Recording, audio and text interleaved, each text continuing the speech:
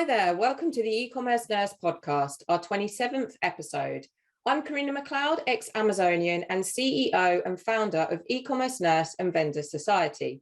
Today we're going to be talking about the challenges and growing pains when scaling a business and how to embrace and overcome them.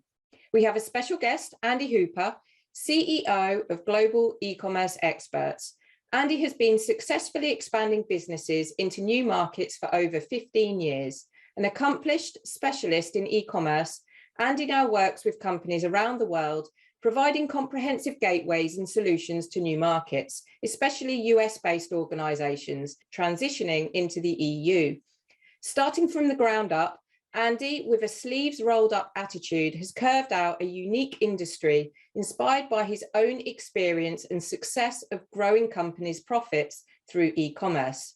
As a keen fitness enthusiast with an infectious energy for success, Andy leads a team of professionals in all aspects of e-commerce, with fulfillment centres in the UK and EU. The global e-commerce team provide a hassle-free end-to-end solution, which has helped thousands of sellers capitalise on the multi-billion-dollar UK and EU markets. When not working, Andy can often be found enjoying sailing, cycling and kayaking with his friends and family on the stunning waters of England's south coast. So hi, Andy, a big thank you for taking the time to come on our show today. I'm super excited to talk to you today about your journey when it comes to scaling your business, and especially those more challenging or darker moments that are often not openly shared, yet fundamental to any business looking to grow.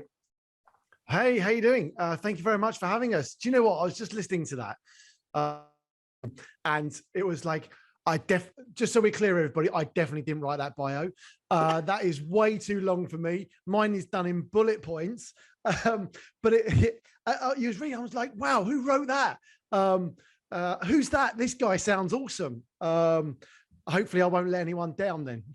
I was thinking that when I was reading the bio, and I was like, yeah, that's definitely an awesome, but it's always good when someone actually does write a bio for you rather than yourself, because I think there is this typical thing where you probably just say, you take things that you've achieved for granted sometimes. Yes. That can be great for other listeners to see, oh wow, that's really successful, and you don't really think about it until you have it played back to you and you think, oh, that's me. Who's that?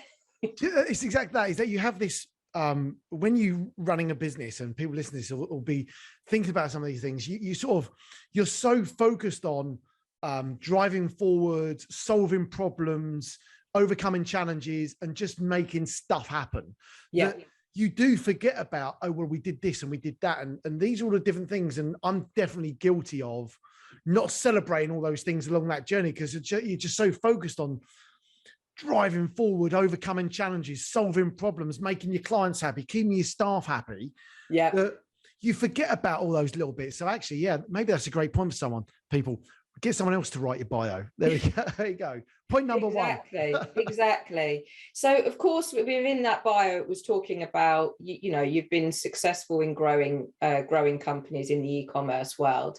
And what we want to talk about today is those growing pains and challenges that, a lot of people talk about, or see how successful a business is. But there's this huge part in the middle that is not always spoken about, and those darker points. So I guess before we jump into all of that, it'd be great to understand a bit more about your story in terms of how you got to where you are today, and then we'll go from there. Okay, nice. All right, well, I'm gonna rapid fire some of that. So I think that the turning point for me was the 2008-9 financial crash. So I had a job, absolutely loved my job. My job was to get more people into sailing, find next Olympic athletes into the water sports world. Mm-hmm. I'm absolutely mad passionate about being on the water. I love sailing, love windsurfing, love kayaking, love being on the water. And the job was basically talking to people about sailing all day. I mean, really, how difficult can it be? And if you can picture it being difficult, I can assure you it wasn't. The hardest decision I had to make was which company car to get every few years. Like, really, that was the most difficult challenge, because I just talked to people about sailing all day, and it was epic. The problem is when you're in a job that you're totally passionate about, it never pays any money. And so in 2008-9, when the financial crash happened, I had, basically the credit cards that, we only had, we probably had £5,000 on a credit card, right? We're not talking vast amounts of debt here, but when someone else is in control of your cash, £5,000 is a lot of money when you can only work out that you can pay an extra £50 off a month because somebody else is in control of that money. When it comes to pay rises or bonuses or whatever, someone else is in control of that. You're not in control of it. Therefore, at that point, I was like, right, how do I never be in this situation again where somebody else is in control of my money? That if I need to earn another £5,000, how do I make that happen? Yeah. So that was probably the turning point of thinking, I need to do something different. I've always had like side hustles or bits on the side, or always been a bit of a salesperson trying to sell a load of random stuff. Certainly in my younger days, it was always more about, I used to do garage sales, for the want of a better word, car boot sales or anything to go and make a few extra pounds on top of what I was doing as a kid. Is what I did. So I'd always had that. But come 2008-9, I was like, right, what do I need to do? So we looked after dogs when people went on holiday. We flipped stuff on eBay. We did car boot sales. We sold stuff on Amazon, which is obviously the route into where we're going here. I did wedding photography, and I did a whole host of things. So between 2009 and 2014, I still carried on being employed, and I left the employment. I think it was it was sort of January, February 2015. I basically saved enough money to set up a business. I'd saved all those years. I managed to create enough money to buy a house, get a deposit. And then I saved up enough money to have a year's worth of salary to basically sack the job off and risk it for a biscuit, so to speak. And that's how I started, if that makes sense. Completely. And that's really interesting because it just shows you that that desire to want to, you had that experience that you wanted to get away from, and you kind of, it's crazy the amount of things that you said you were doing. And this is all new to me. I haven't actually heard, we haven't spoken about this. So I find it quite fascinating that you were doing all these things to be able to get you into that solid position. Because what we hear from a lot of businesses today, it's almost like, oh, well, we'll get capital. We'll get a capital from day one. Yeah. And actually being able to drive and get that set up yourself at the start, of course, not throughout the whole journey, and just that complete drive that you have, I'm sure is one reason why your business is successful as well today, because you have got that drive in you. Yeah, I think there's that mindset of, one thing I've been very fortunate, touch wood, one thing I've never really worried about is money. And I don't mean that because I'm sat here with, tens of millions of pounds in the bank, but more from a point of, I'll always find a way of solving the money problem. Yeah. Right. So coming back to 2008-9, no money to pay the bills at some point in that period after. And I'm like, okay, we need to do a car boot sale. So for people who are based in the UK will know exactly what a car boot sale is.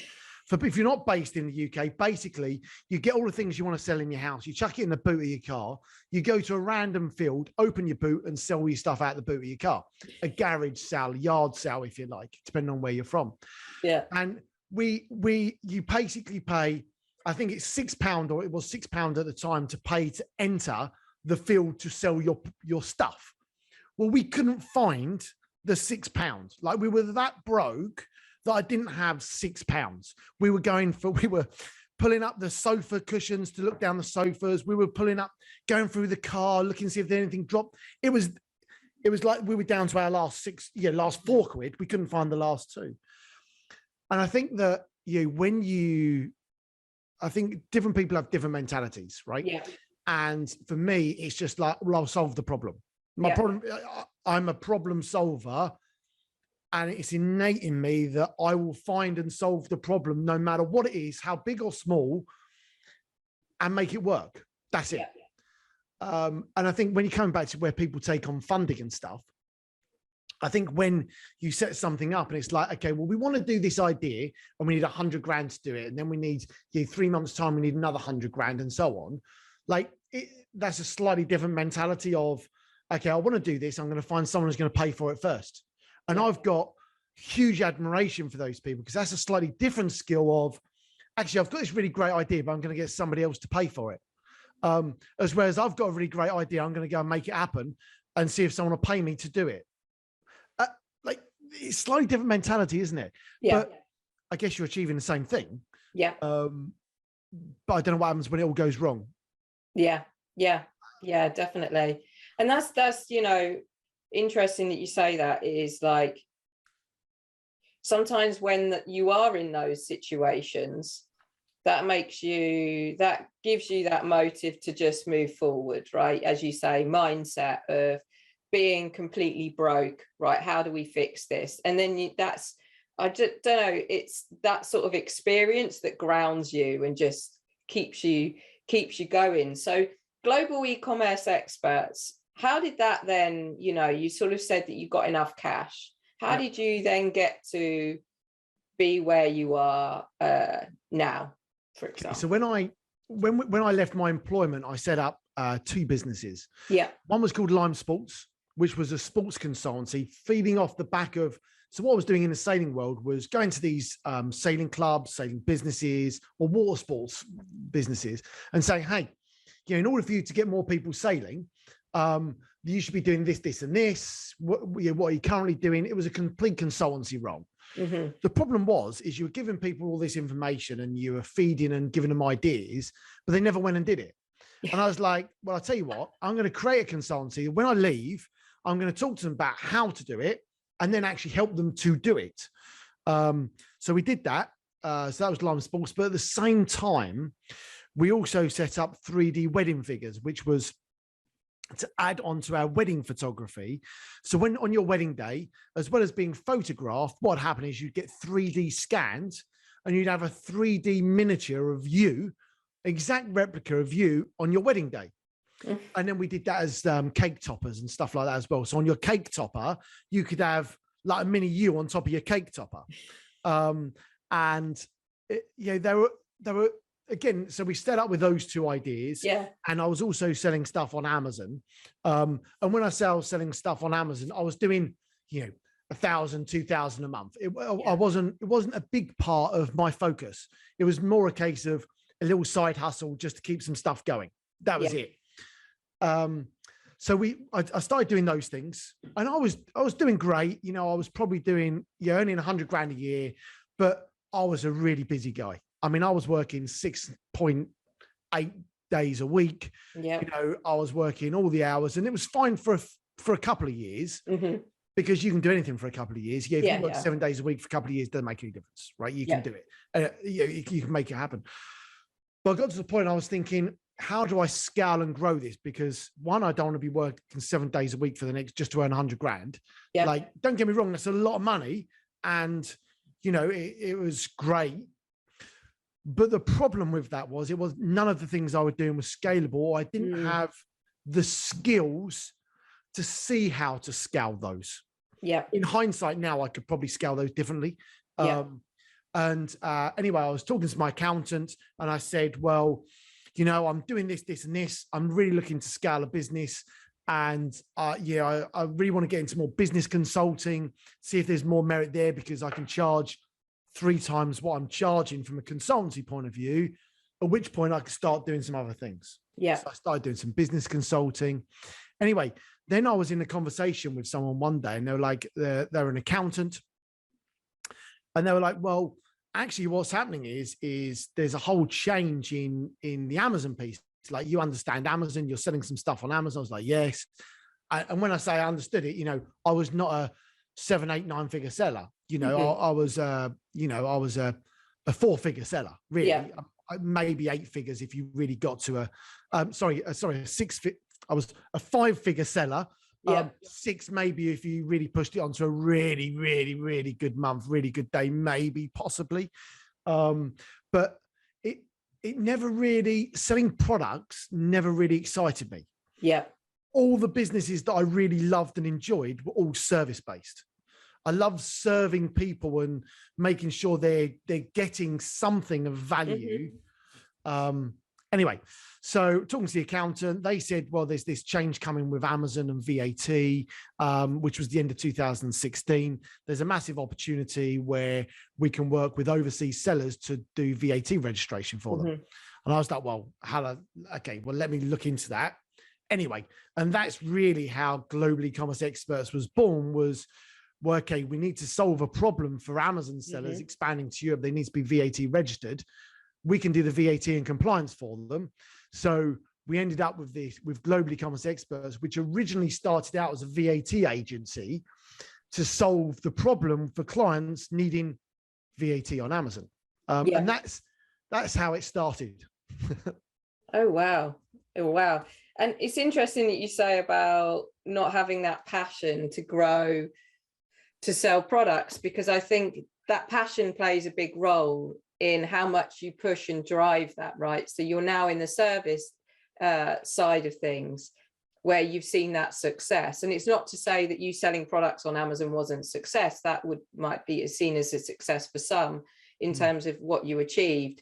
And I often get asked that question as well, as in, right, if you know all this stuff about Amazon, why don't you sell on Amazon? And it's like, you know, I enjoy the service industry. I don't have the passion for the product side of things personally. I enjoy helping others and seeing their successes. So, you know, it's interesting that you say that. And so you got onto that. And of course, I mean, before we sort of move on to where you are with all the additional services, how was that initial journey? Because I'm guessing that it's probably a lot more complex than it sounds, as in where, you know, be getting a successful business managing that for Amazon sellers.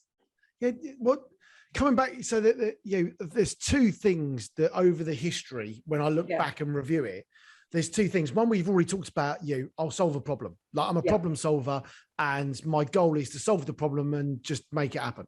I always said, when I even had a job, I was like, I could do any job that doesn't involve high levels of intelligence.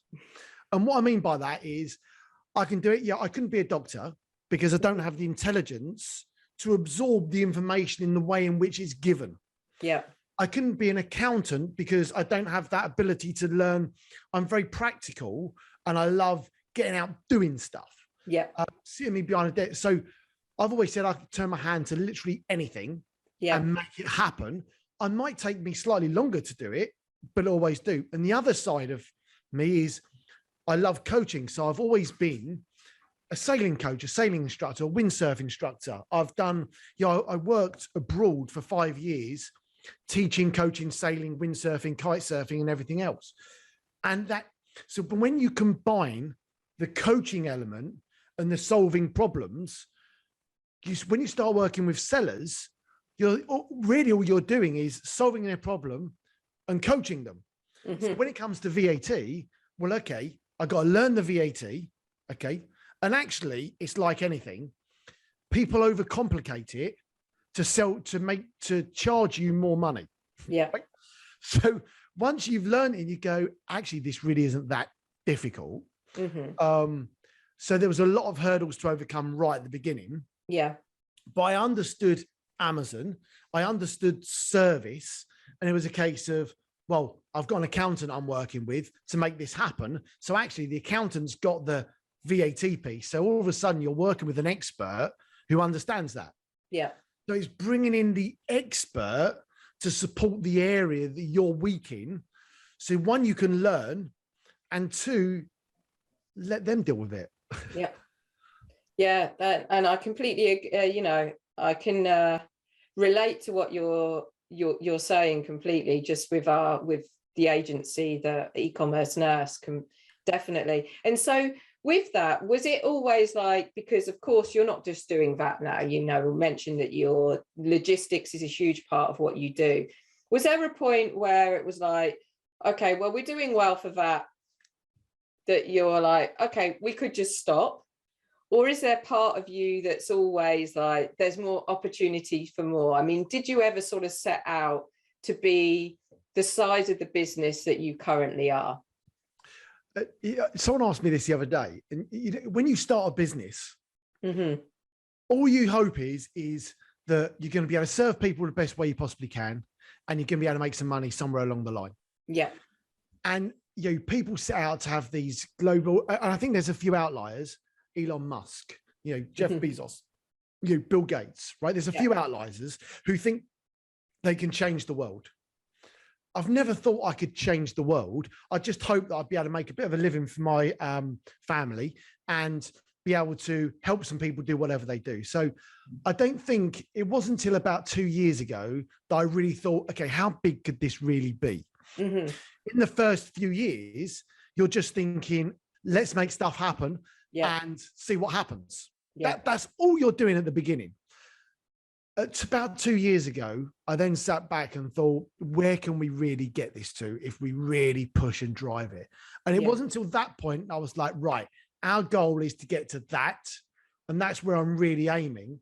And coming back to me being a problem solver, is that every time our clients, when a client came to us, and the VAT was a great example, the first problem was, okay, you solved the VAT for us, but now what we need someone that can store our products and fulfill into Amazon. I'm like, oh, okay. Well, I can do that because there's a warehouse. There was a warehouse next to our offices. It was all part of the same development, if you like. And there was a warehouse that was 1,500 square foot, which is 150 square meters, depending on where you're from, roughly. This warehouse, I was like, oh, I'll take that. And we started there. And then there was another problem. Because when people expand, there's a whole load of different things that come in the way. And being the problem solver, I just solved them one by one. And I think that's where I never envisaged we'd get to where we are today. Mm-hmm. But I see this as like coming back to what we were saying right at the beginning, like a stepping stone, because I actually think the ability for us to get 10 times bigger than what we are now is more than reasonable. And at what point do you actually say enough's enough and actually say, well, actually someone else should take this over and deal with it? And I don't know what that is, by the way, but there we go. I love what you've said there, and I can completely relate, because you see some businesses that have it all mapped out from day one. And for me, with eCommerce Nurse, it's kind of something that came along that was never the plan. And as you say, you start seeing our businesses need help and support, and you want to problem solve, and then it just grows. You've said something really interesting there, and this is something that I often think about is, when is enough, and when is it that time to potentially pass on the baton, as it were? Yep. And with that comes a question as in, because this was never your plan, I'm guessing you're treading in waters that are completely new to you, as in, I've never managed a business of this size, or I've never had to make decisions at this scale. Have you ever been in those situations where you do actually, those darker moments where you do question, can I get to the next step? How do we move out of where we are to move forward? Yeah, it's like, well, I think, is it Mike Tyson says, everyone's got a plan until they're punched in the face. Yeah. And I think running a bit, you put a business plan together. Yeah. And you're like, oh, well, we're going to do this. And of course, the magic numbers come out. And, the reality is you end up doing about 10% of what you think, or you do 10 times more than what you think, depending on where that's at, until you've got any trading history. And you need different skills to get to 1 million. You need one set of skills. Mm-hmm. To get to 10 million, you need another set of skills. And to get to 100 million, you need another set of skills. I haven't done all those pieces, but all I know is that you do have to transition throughout that journey as you go. Dark moments, sometimes, there's, we've done some things in the past where, I'm just not proud of, and all of those things typically are service-led, where we've scaled and grown and something's happened. The system and process has broken down. And, I'm just not proud of that. and what happens is as you grow a business, you employ people, and when you're getting to 40, 50 people, it's all very well, but you're entrusting them. Here's the system and here's the process. And I'm expecting you to follow the system and the process. Yeah. Now, to most people, that's really straightforward, but anyone who's employed people know that don't matter how many systems and processes you put in place and how well you think they're managed, no one follows the things. They just don't, because there's always a shortcut. There's an easier way of doing it. And actually, you want them to find an easier way of doing it, as long as it's not at the cost of your client, that you've done it for a reason. So I think there's definitely been some dark moments. There's some dark moments at the moment. We've got, we did a JV with someone, it just didn't work as well as what we'd hoped on both sides. It's just as these things happen, in business where, you're trying to build something and I'm a believer on take people for what they say. And if you say you're going to do something, I sort of expect that's going to happen. Yeah. And you'll know, and anyone listening to this who's got a business will know that actually words and actions aren't always completely joint. Yeah. And I think that's probably my darkest moments, where it doesn't matter whether it's a JV or whether it's a member of staff or it's a partner or it's a client or whatever. The words that you say, I sort of take for gospel, and I believe in what someone's telling me. Yeah. And what I've learned and that was always the case. I fundamentally believe people. And what I've learned in business is that people don't follow that through. And you end up, the dark moments for me are the trust. You feel like you end up not trusting people, and your ability to trust dips the longer you're in business. Yeah. And that bit I find really hard. That's probably the darkest moment, is you no longer trust people as much as you should do, or as much as you used to. Yeah. Because you've been let down so many times. Yeah. That's interesting you say that, because I think, because you put that first, you want to help your clients and you put your clients first. It's almost like the expectation is that everyone else would do that, or they follow the processes because you would follow the processes, etc., etc. But yeah, dealing in a service industry that's dealing with a lot of people is pretty complex. And you mentioned something interesting at the start there in terms of transition. So you have to transition as your business transitions as a leader. And that's really interesting, because there's different skill sets, as you say. What would you say has been, aside from the trust, that biggest or growing pain, not necessarily for you, it could be for you as an individual, but overall, of those different transitions and being able to move with them when you've never been in those transitions ever before?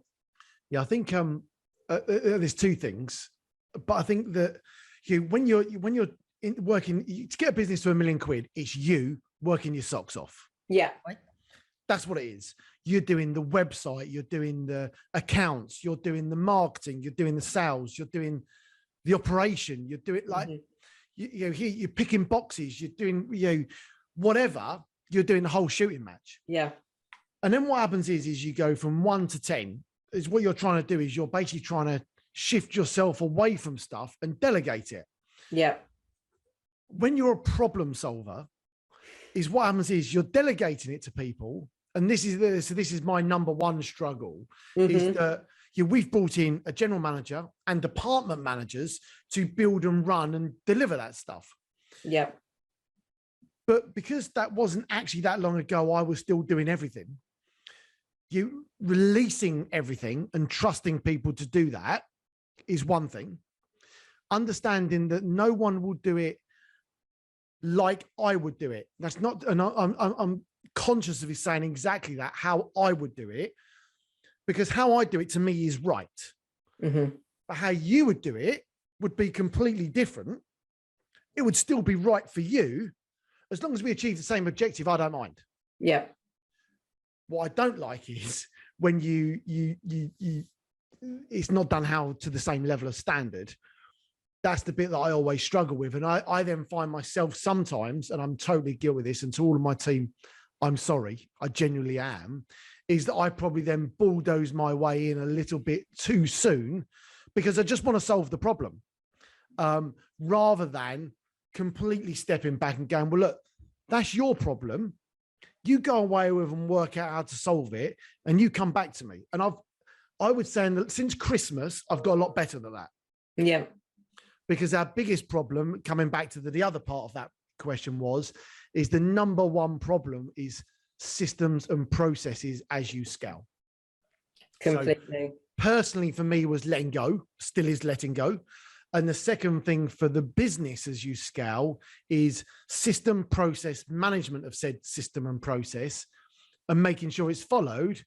But when you double or triple, the process just breaks because you just can't deal with the sheer scale of what you're chucking through it. So it's making sure that there's a KPI or said metric in there that identifies early enough that the system and process is broken. And that's the bit between 1 and 10 that you're firefighting with, and it is firefighting the whole time. So interesting. I'm smiling a lot because I can so relate to that. I'm very similar in the sense I'm a problem solver. I like doing and getting stuck in, and it's knowing when to be there to support and when to let go, and know that actually the team are awesome. They have more, they're more than capable. But you've also mentioned that interesting part about systems and processes, because that's, you know, something we're experiencing implementing a lot more these days. And I guess that comes then onto a question that I wanted to ask in terms of that growth. So you've got a team that's constantly growing. I can see that you're continually hiring. How do you, we spoke about processes and that from a standards point of view to try and maintain the same standards. Yep. But how do you manage to maintain that culture and also have the team that you've got grow with you and not resist those new processes? How do you sort of manage that? Yeah, I mean, that the whole recruitment piece is one of the critical bits, isn't it? That how you bring in, develop and nurture. So about 2 years ago, well, no, probably longer than that ago. So in fact, I'll tell you a little story. So I ran a windsurf and kitesurf school in Egypt for a year. Beautiful resort, absolutely amazing. It was for an activity company, and they have resorts around the world. Mm-hmm. And I was brought in as the manager to run this water sports windsurf and kitesurf school in this beautiful 5-star resort in the middle of Egypt. Absolutely amazing, and it was epic. And one of the ideas I had, or we had, with recruitment, was what we wanted to do was in this 5-star resort, I was passionate about bringing people in that wanted a career in water sports. Because it was in a 5-star resort, what we didn't want was people that just wanted to come out and get drunk for a season and bugger off. We wanted to put high caliber individuals that wanted a career in water sports to come to this, to give people the best experience, because the people working there generally wanted to have a career in the industry. Therefore, they wanted to better themselves. Mm-hmm. So we put something in place, what we called the performance pathway, where when people came in, we developed, nurtured them and gave them additional skills all the way through. So coming back to my coaching background. Mm-hmm. So that's what we did, put that in place. Anyway, forgot all about it over the years, as you do. You know, you move, you migrate. And about 4 years ago, I was thinking to myself, we're growing quickly here. How do we not lose people off the back? Yeah. You know, it's sort of, you need to be on the bus. Otherwise, you're going to get shafted out the back of it because you're just not growing quickly enough. So we put into place a performance pathway, performance progression pathway for everyone that worked here. Yeah. So that, let's say there's 10 bands and, you know, a salary banding scheme, if you like, because one, it makes sure that salary bandings is fair, because anyone who runs a business will know that when you first start out, what happens is you're just paying people what you think is right. And you then got these 4 people that are all on completely different salaries potentially, because they're all doing something slightly different, but they're all bringing the same amount of value. Therefore, they should all broadly paid the same. Mm-hmm. And of course, what happens is you come pay rises. You've got no process and system for this. So it's like, okay, let's put some banding in place, because what that does is, I believe everyone wants progression. Yeah. but everyone wants progression at a different rate. So we put this pathway in place, and it was about how wherever you come in at the business, we want to get you to the next level. And then when you get to that, we get you to the next level, and so on. One, so that people could progress in a career, and they can also see that if they want to earn more money, this is how to do it. Well, here's your banding, and if you want to earn more money, this is how you do it. And in order to get there in your appraisal, these are the things you need to do to achieve that. So it's down to you to then go away and whether you want to do it or not. When you come to me and say, I want a pay rise, okay, great.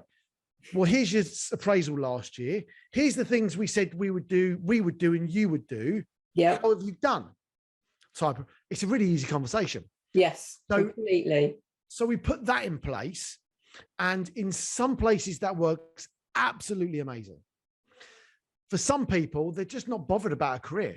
They're just not bothered about progression. They're happy doing what they want to do, and they're happy doing it. And I have zero problems with that. The problem we have is that when you are doubling, tripling, is that sometimes the business just moves too fast for them. They just can't deal with it. So we've lost a few people over the time because they just can't cope with moving from, we had one guy who works in our warehouse. He was an absolutely lovely guy, really nice guy, real steady Eddie, right? You know, he would turn up, he would do his job, he would go home. He wouldn't do it fast. He wouldn't do it above expectations, but he would do the job. When we moved from we had 1,500 square foot, we moved to 2,500 square foot. Then we moved to 12,000 square foot. It was like, it's getting a bit too much for me. Like, you know, and in the end, it was just like, this is too much and I'm going elsewhere. You know, that's absolutely fine. There's no problem with that. Yeah. So there's a whole load of things in it to answer that question. Sorry, Karina. No, I think that's really interesting. And it all comes down to the whole part here of scaling and what the topic was in terms of there's different levels, and every transition comes a new challenge and a different challenge. And you have to be able to take on all the different challenges that every transition point brings as a business. So I think this is all fantastic. And especially for those at that point in time that are listening in terms of going through those transitions and figuring out how to scale and going through those pain points. So I have one last question for you on that is, if you were to do it all over again, and you decided that you wanted to, what would you do differently? So I would have better systems and processes in place that are managed on a monthly basis or a weekly basis, depending on that KPI or whatever it is, because in order for people to be successful, they need to know how to be measured as well, right? Yeah. So if they know that their KPI is 10 and they do 11, they know they're doing better. If they're doing 8, it's really clear to see. So I wish I'd put in KPIs much sooner and better systems and that for me is, okay, before we start anything new, what's the system? What's the process? Now, see, that's what I wish. But then when you take a step back and think about that, the reason we were able to scale, grow, and adapt quickly is because we didn't have to faff around putting systems and processes in place to make it happen. Yeah. So I'm almost contradicting myself there with the ability to scale. What I would say is once you've worked out how to do it, get someone to write it down and put it in place, and then get someone to follow it. I think that would be my number one thing to do. And I think off the back of that, we've always planned. We've always put plans in place. We've always had a business plan. We use a 90-day business plan. So it's a revolving 90-day. We have a plan for the year. Yeah. And then that's broken down into 4 chunks of 90 days. And we focus on the 90 days. Because if at the end of that 90 days, you haven't done something, it's okay. You can put that into the next quarter. No problem. Yeah. If you write a business plan and at the end of the year, you go, oh, we forgot to do that. Well, that goes into the next year. Yeah. One of the things we've adapted over the last year, let's say, is we've switched from having a business plan to OKRs. So it's in a book called Measure What Matters. I can't remember the guy's name, but OKRs is objectives and key results. So instead of having a plan that says, double turnover, right? Yeah. The objective is to double the turnover, but the key result is underneath that. So it might be we need double more, twice as many leads. We need twice as many salespeople. We need twice as many of this. We need twice as many of that. So you have the overall objective, but then you break down the objective into key results and KPIs that are then managed by a person. Yeah. So you're responsible for OKR1. Yeah. So there's a couple of things in there: system, process, KPI. And I guess I linked that into the business plan, which we've now transitioned into objectives and key results. And the OKRs is what Google does. It's what, it's what a lot of the bigger organizations do. Yeah. To give people ownership over their own OKR. Because when we had, I'm probably going on too much here, but when you have your business plan and here's the business plan, here's what we're all doing, and your name's assigned to that, it's all very well. But when someone says you're in charge of OKR1 and you're in charge of OKR 1, 2, 1, 3, whatever, all of a sudden the eyes are on you. It's different. Yeah. Because it's like, that's yours. And you're like, yeah, that's mine. Oh, I want that one. That's mine. Yeah. And you're driven to it. When it's a bit of words on a paper, it doesn't mean as much. Yeah. Yeah, complete accountability and just full ownership, definitely. And would that be, because then just before we sign off, and this has been awesome and really, really inspiring and really good to hear your story, and for those listening that are scaling, would that be your tip? What would be your tip for anyone that is looking to scale their business? I think the first thing is to dream big. Yeah. So if you think that you want to scale your business, don't think how you can add 3 to 5%. So I go to, I hear a lot of people where they say, oh, well, we've increased our business by 5%. I'm like, really? Like, how much hassle was that? Well, it's quite a lot. Okay. How did you get to that? And what happens is you go through this process and they're like, oh, well, we just wanted to do a little bit more. I'm like, okay. So instead of thinking about how I can add 10% and only get into 5%, think about how you can get 10 times that or double that. And if you only get 50% of that, which you're only going to achieve 50% sometimes, what you think you're going to do anyway, if you've looked to double it, you've got a much bigger number. So the first thing is to think differently. Because if you think about, well, okay, if I want to 10 times this, that's a different conversation to how I can 1 times this, or I can 0.005% this, right? So you think, okay, how am I going to do that? So the one thing we put into place was something called the Dream 100. So the Dream 100 is something, basically, I think there's a book called The Goat by the Goat Farmer, I think his name is. I don't know, you'd have to look at it. I got it from someone called Russell Brunson, who does ClickFunnels, a bit of a marketing thing. But basically the Dream 100 is the top 100 people who have your audience. So for example, we sell services to e-commerce sellers. That's what we do. We want to successfully expand e-commerce brands into Europe.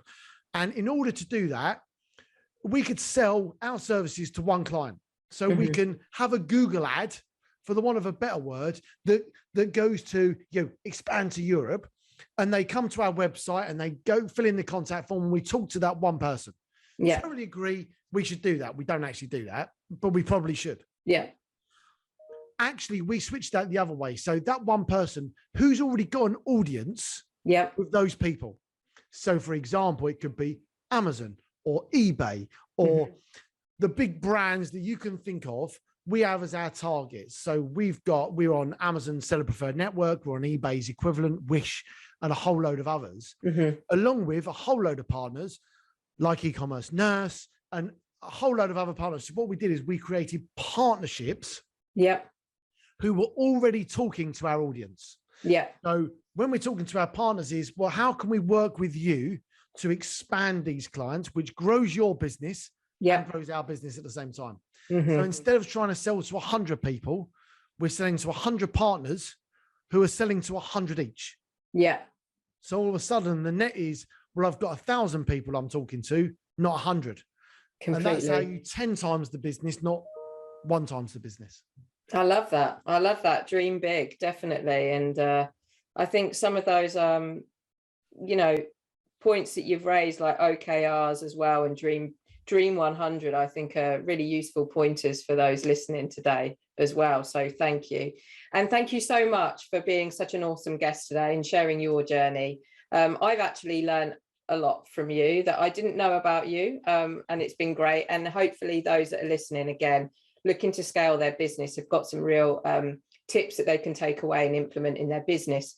So if you do want to understand more about how global e-commerce experts can help you expand your business internationally, please go to the link in the description of the podcast and reach out to them directly.